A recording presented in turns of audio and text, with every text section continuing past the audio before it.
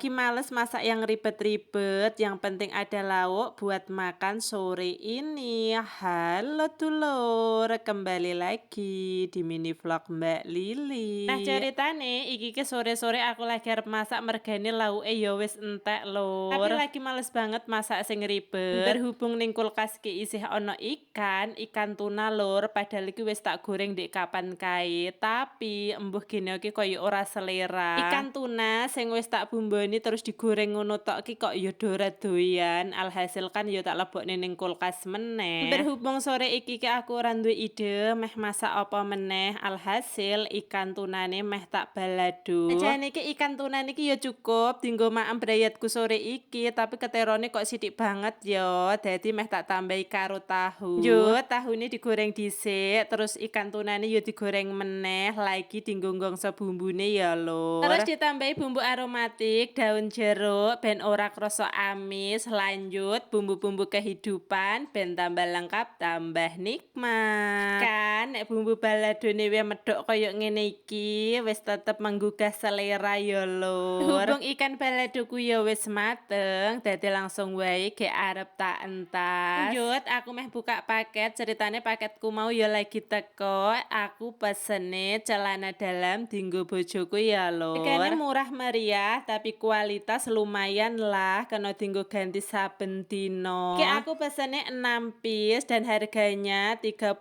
ribuan, murah kan?